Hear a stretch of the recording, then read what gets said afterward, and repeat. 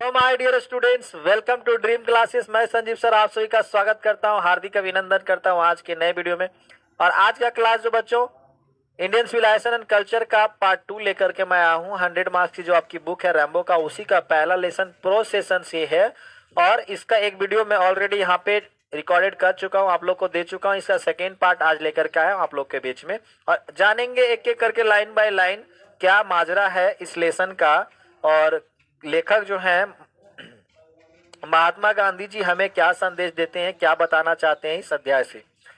They saw that kings and their swords were inferior to the swords ethics. कहते हैं गांधी जी कि पहले के जमाने में हमारे दादा परदादा जो हुआ करते थे, उन लोगों ने राजाओं को देखा और उनकी तलवारों को, राजाओं को और उनकी तलवारों को। और ये क्या था? एथिक्स ऑफ स्वॉर्ड्स, सादगी भरा होता था, धार्मिक होता था, और पृथ्वी पे, ये धरातल पे सभी लोग बढ़िया से रहते थे, भाईचारे के साथ रहते थे। वे लोग therefore held a sovereign of the earth to be inferior to the rishis and the fakirs. और पहले के जमाने में ऋषि हुआ करते थे, फकीर हुआ करते थे, महात्मा होते थे, संत होते थे, और वे लोग इस धरती को स्वर्ग के जैसा बना करके रखते थे। सादगी होता था, जीवन खुशहाल होता था मेरे मित्र। A nation, एक राष्ट्र, which a constitution like this, कहते एक राष्ट्र जैसे अपना देश भारत है, वहां संविधान होता है। क्या होता है? वैसे राष्ट्र जहां संविधान होता है। This is a fitter to teach others than to learn from others. ये संविधान हमें एक दूसरे से कुछ ना कुछ सीखने के लिए प्रेरित करता है, पाठ पढ़ाता है मित्रों। This nation had courts, lawyers and doctors. इस राष्ट्र में, हमारे भारत में, न्यायालय है, वकील है और वैद्य भी हैं। बट लेकिन दुर्भाग्य देखिए, देवर ऑल विद इन बाउंड्स, और वे बंधे हुए हैं। वे क्या है? बंधे हुए हैं। बड़े बड़े उद्योगपतियों के हाथ, बड़े बड़े पैसे वालों के हाथ, बड़े बड़े नेताओं के हाथ वे लोग बंधे होते हैं। एवरीबडी न्यू दैट, हर कोई जानते थे, that this professions were not particularly superior. और कहते हैं कि ये डॉक्टर, वैद्य, वकील, ये लोगों से ऊपर नहीं है बंधु, जनता से ऊपर नहीं होते हैं। Moreover this वकील्स and Vaidya did not Rob people. पहले के जमाने वाले जो वकील और वैद्य होते थे, वो लोगों को लूटते नहीं थे। Okay, they were considered peoples dependent not their master. वे लोग जनता पे आश्रित थे, ना कि जनता के मालिक हुआ करते थे। लेकिन आज उल्टा है मेरे प्यारे बच्चों। अभी जो है यही लोग अपने आप को मालिक समझते हैं और जनता को कुछ नहीं समझते हैं। Justice was totally fair. कहते हैं पहले के जमाने में जो न्याय होती थी, वो न्याय बिल्कुल साफ सुथरा होता था। The ordinary rule was to avoid courts, और कोर्ट में जो है छोटे छोटे कानून वगैरह से बचा जाता था। There were no thoughts to lure people into them, और पहले के जमाने के लोग जो होते थे, जनता होते थे, विन सभी कचड़े में पड़ना नहीं चाहते थे। पुलिस, न्यायालय, ये सब से बचना चाहते थे। दिस एविल टू बस नोटिकेबल, ये सब जो बातें होती थी, गलत तरीके की जो व्यवहार होते थे, वो बड़े बड़े शहरों में ही होते थे। छोटे छोटे शहरों में, छोटे छोटे ग्रामीण में ऐसी कोई बात नहीं थी मेरे प्यारे बच्चों। Okay, the common people lived independently and followed there agricultural occupation. यहाँ के सामान्य वर्ग के लोग जो थे, यहाँ के आम पब्लिक जो थे, वो अपने दैनिक चर्या में अपने अपने कामों में मगन होते थे। इस प्रकार से वे लोग अपने ग्रामीण का, अपने घरों का, नियम कानून का वो आनंद लेते थे। वो अपनी किसानी काम में व्यस्त रहते थे मेरे मित्र। चलिए आगे देखते हैं क्या है पैरा नंबर 9। पैराग्राफ 9 में देखिए लेखक ने क्या कहा है, बहुत खूब बात कही है ये।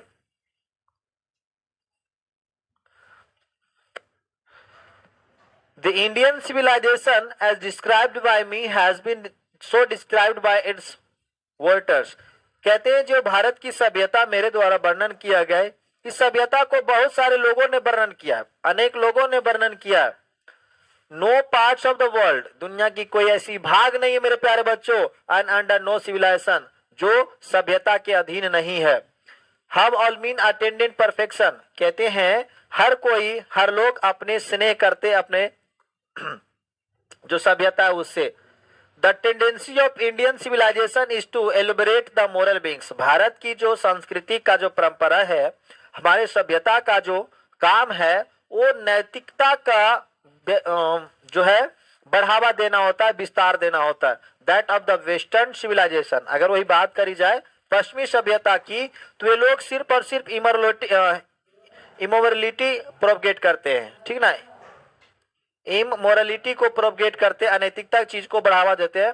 द लेटर इज गॉडलेस, और वही बात करी जाए तो वे लोग भगवान विहीन होते हैं, वे लोग भगवान पे आश्रित नहीं होते हैं।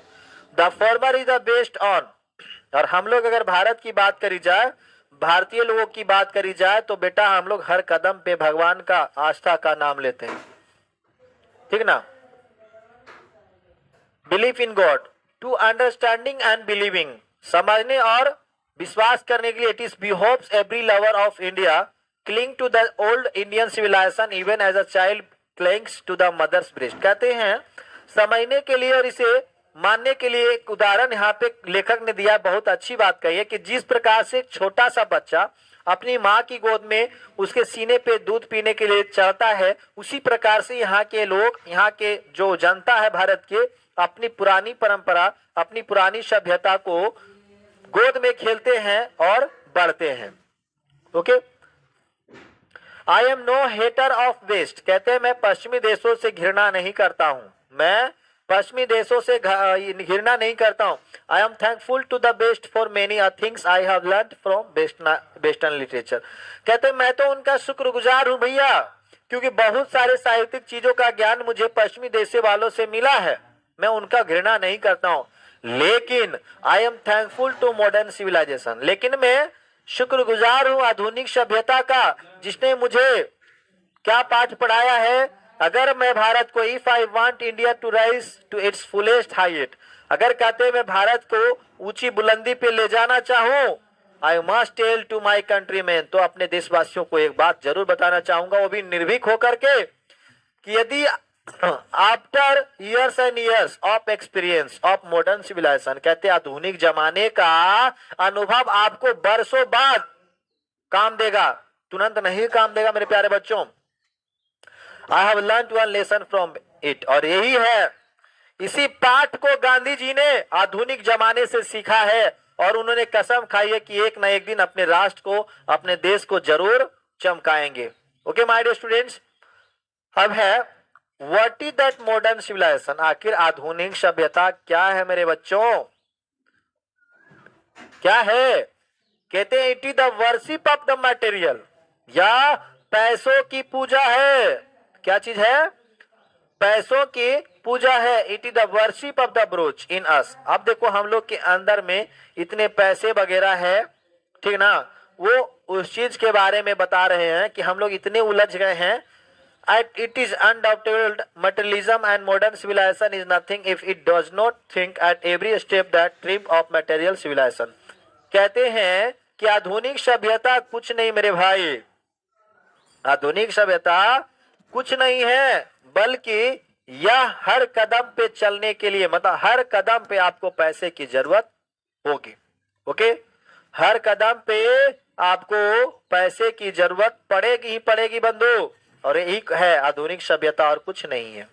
आगे लेखक कहते हैं कुछ देशों की जो है सभ्यताओं की तुलना कर रहे हैं यहाँ पे लेखक।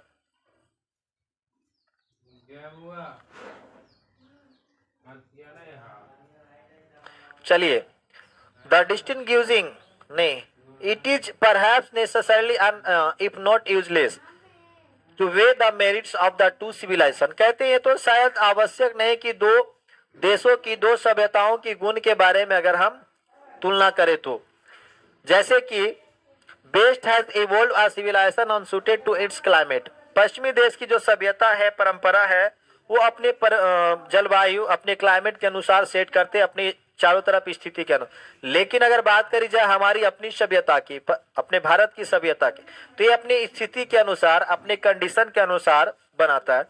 And both are good in their own respective पर अस्पेयर्स। कहते हैं दोनों, पश्चिमी सभ्यता हो या पूर्वी सभ्यता हो, दोनों का दोनों जो है अपनी अपने जगह पे बिल्कुल मस्त है मेरे भाई, आनंद है वे लोग, ठीक ना। तो इसलिए हर देश के लोग अपने जो है वतन से काफी प्यार करते हैं, बताते हैं। ओके माय डियर स्टूडेंट्स, बहुत ही लाजवाब ये है, ठीक ना।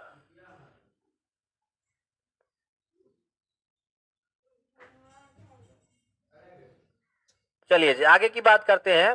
The distinguishing characteristics of modern civilisation is an indefinite multiplicity of human bonds. कहते आधुनिक जमाना कुछ नहीं भैया, आधुनिक जमाना जो है सिर्फ और सिर्फ चाहतों का बहार है। लोग बहुत चाहते हैं, करते कुछ नहीं है भाई साहब, यही आधुनिक जमाना है। The characteristic of ancient civilisation is an imperative restriction upon and strict regulating of this bonds. लेकिन अगर पुरानी सभ्यताओं की बात करी जाए, पश्चिमी सभ्यताओं की बात करी जाए, तो उनकी जो थी ना चाहत थोड़ी कम थी बंधु, उनकी चाहत थोड़े कम थी, इच्छा उनको भी जाता था, लेकिन उनके ऊपर फुली कमांड वो कर रखे थे। क्या था जी? फुली कमांड कर रखे थे। ओके माय डियर स्टूडेंट्स, और बहुत ही लाजवाब तरीके से यहाँ पे बताया गया है।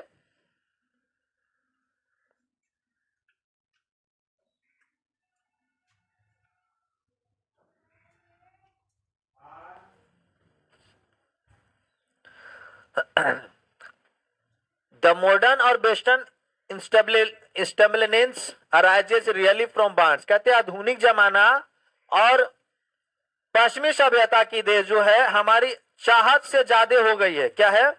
चाहत के कारण बहुत है, भविष्य के बारे में सोचते हैं हम लोग, भविष्य पे ज्यादा हम लोग बनाते हैं, और अपनी जो दिव्य आत्मा होता है, दिव्य विचार, उसको खो रहे हैं। The restrain and ancient of the eastern civilisation arises from a belief of in spite of our self. और कहते हैं अगर हम अपनी पुरानी सभ्यता की बात करें तो पुरानी सभ्यता आस्थाओं पे टिकी हुई थी, उनके जो है दिव्य शक्ति थे और भविष्य को भी साथ लेकर के चलते थे, लेकिन उनकी आस्था भगवान पे ज्यादा होती थी। Okay my dear students, line by line आप लोग को इतने हिंदी कर दूंगा, इतने हिंदी कर दूंगा कि आपको कोई भी टॉपिक किसी भी बिंदु पे कोई तकलीफ नहीं होने वाली है। चलिए 15 नंबर में देखते हैं, 16 नंबर, ये 14 number. Some of the immediate and brilliant results. कहते आधुनिक जमाने में कुछ ऐसे अजूबे हुए हैं, कुछ ऐसे आविष्कार हुए हैं जो है हमारे संसार में, पता नहीं विज्ञान ने हमें बहुत कुछ दिया है, but I have no minor to doubt that the victory of man lies in that resistance we are in danger.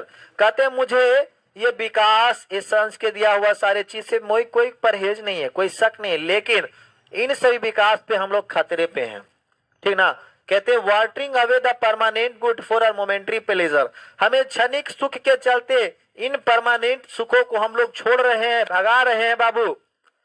Just as in west they have made wonderful discoveries in things material. कहते द्रव्यों में पश्चिम देश वालों ने भी बहुत अच्छे अच्छे चीजों का आविष्कार किया, उसी प्रकार से हमारे देश के हिंदूज, मतलब हमारे देश के हिंदू भाई has made a still more marvelous discoveries in things of religion। और हमारे देश के, हमारे भारत के हिंदू भाई लोगों ने बहुत अच्छे अच्छे चीजों का खोज किया है, वो भी धर्म के लिए पूरे आत्मा से, पूरे दृढ़ आत्मा के साथ में। हम लोग विज्ञान को भी मानते हैं, धर्म को भी मानते हैं, ऐसे हम हिंदुस्तानी है जो हर चीज को मानते हैं मेरे प्यारे बच्चों। But we have no eye for this great and fine discoveries. लेकिन हमें ये अच्छे अच्छे आविष्कारों के बारे में, बढ़िया बढ़िया आविष्कार को देखने के लिए मेरी आंखें नहीं है। We are dazzled by the material progress that western science has made। जो पश्चिमी देश के विज्ञान ने बना दिया ना, हम लोग भौचक्के हो गए, हमारे आंख ओझल हो गया उन सब, हम लोग धर्म को ही भूल गए।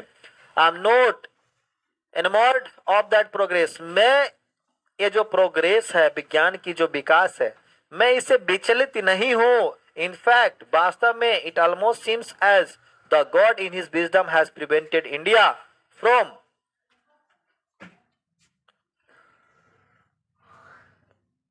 Progressing along those lines। कहते हैं भारत के लोगों में, भारतीयता में भगवान बसते, उनकी बुद्धिमत्ता में भगवान बसते हैं, जो अपने जरूरतों को पूरा करते हैं, साथ ही साथ वो तो विज्ञान में भी बढ़ते हैं और धर्म को भी साथ में लेकर के चलने का काम करते हैं।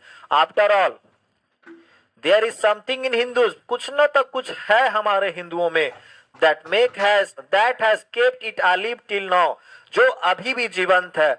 जितने सहनशील हमारे देश के हिंदू लोग हैं उतने सहनशील और कोई धर्म के लोग नहीं होते हैं। सभी को एक समान नजरों से देखने का ये काम करते, यही कारण है कि आज हमारे देश की संस्कृति और सभ्यता जीवंत है। It has witnessed the fall of Babylonian, Syria, Persian, Egyptian civilization। बड़ा बड़ा उदाहरण है बेटा, यहाँ पे बड़ा बड़ा यहाँ पे एग्जाम्पल दिया हुआ है कि बहुत सारे देश बिल्कुल क्या हुए, पतन हो गए मेरे भाई। वे लोग बिल्कुल अपने देश की जो है पतन कर दिए वे लोग, ठीक ना, और कुछ हासिल हुआ नहीं। कास्ट लुक अराउंड यू, और अपने चारों तरफ देखो। गांधी जी कहते हैं अपने चारों ओर देखिए, अपने चारों ओर देखिए। और क्या है, where is Rome and where is Greek, कहाँ रोम और कहाँ ग्रीक है, कहाँ रोम और कहाँ ग्रीक है। Can you find today anywhere the Italy of Gibbon, क्या आप कहीं खोज सकते हैं कि इटली का गिबोन कहाँ है, ये गिबोन का इटली कहाँ है। और rather than ancient Rome, for Rome was Italy, Rome का जो पुरानी सब परंपरा थी वो कहाँ थी, इटली कहाँ है। आगे कहते हैं गो टू ग्रीक, ग्रीक जाइए। Where is the world famous Attic civilisation, जहां पे दुनिया के सबसे प्रसिद्ध एटिक सभ्यता होती थी, कहाँ है मेरे भाई। देन कमिंग टू इंडिया, और उसके बाद आप वापस भारत आइए, और उसके बाद आप वापस भारत आइए। और क्या कहते हैं, let one go through the most ancient records, और इतिहास को पढ़िए, पूर्वजों की लिखी हुई इतिहास को पढ़िए और विजिट करिए, अपने इर्द गिर्द अपने देश के गांव गिराव में घूमिए और पाइएगा क्या मेरे बच्चों, देखेंगे इतिहास की रिकॉर्ड को मिलाएंगे और जगहों को देखेंगे तो कहेंगे हाँ, I see here ancient Indian still living. और देख करके आपका भी दिल गार्डन गार्डन हो जाएगा बच्चा कि हाँ, हमारी पुरानी परंपरा, हमारी पुरानी सभ्यता अभी भी भारत में सरवाइव कर रहे हैं। बड़ा मजेदार है बच्चों, मुझे पढ़ाने में काफी आनंद आता है। इस चैप्टर को बार बार जी करता है, बार बार मैं इस चैप्टर को पढ़ाते रहूं। चलिए जी, ट्रू देयर वर डंक, क्या क्या मिलेंगे आपको, जहां तहां सड़कों पे, खेतों में, खलिहानों में गोबर मिलेंगे आपको। क्या मिलेंगे, गोबर मिलेंगे। और उस गोबर के नीचे जो होता है ना, बड़ा उपजाऊ चीज होता है बच्चा, बहुत सुनहरा चीज होता है। यही कारण है, the reason why it has survived is that the end which Hinduism set before it was not development along material but spiritual lines. कहते हैं यही सभी चीजों को बचा करके भारतवासियों ने, भारत के हिंदुओं ने रखा। विज्ञान का तो विकास किया ही किया, साथ ही साथ धर्म शास्त्र को भी लेकर के चलते रहे। आगे कहते हैं पैरा नंबर 20 में, आवर सिविलाइजेशन आवर कल्चर, हमारी सभ्यता, हमारी संस्कृति, हमारी स्वराज आजादी, ये हमारी अनेक इच्छाओं, अनेक चाहत पे डिपेंड नहीं करता है। हमें इस चाहत पे थोड़ा सा कंट्रोल करना पड़ेगा। कभी आलिया तो कभी कालिया, कभी फलाना दिल आए, तो ऐसा नहीं, किसी एक पे आपको टिके रहना है बाबू। यही कारण है, तभी हमारा सभ्यता बचेगा। European civilisation is no doubt suited for the Europeans, कहते हैं इसमें कोई शक नहीं है कि यूरोप जो है, अभी यूरोपियन सभ्यता पूरी तरह से यूरोपियन हो गए हैं। But it will mean ruin for India if be endeavor to copy it. लेकिन अगर भारत के लिए अगर बात करी जाए, हम उसकी कॉपी करते हैं, उस सभ्यता का नकल करते हैं, तो हम बर्बाद हो जाएंगे। It is not to say that, इसका कहने का ये मतलब नहीं है कि हम किसी चीज को कॉपी नहीं कर सकते, लेकिन हम भारत के लोग उसी चीज को नकल करते हैं, उसी चीज को अपनाते हैं जो अपने फायदे के लिए होता है, बुराई चीजों को नहीं करते हैं। ये सभी चीज क्या है, वहां पे वो लोग अपने आप को रिमॉडल करने के लिए यूरोपियन वाले लोग कर रहे हैं, बट उनकी भी बर्बादी तय है, ठीक ना।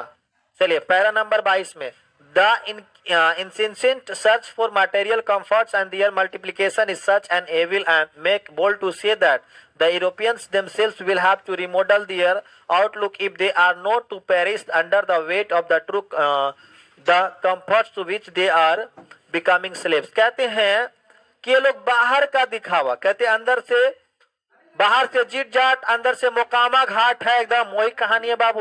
ये लोग बाहरी दिखावा के लिए अपनी सुख सुविधाओं को त्याग रहे हैं और यही कारण है कि वे लोग मानसिक तौर पे गुलाम होते जा रहे हैं।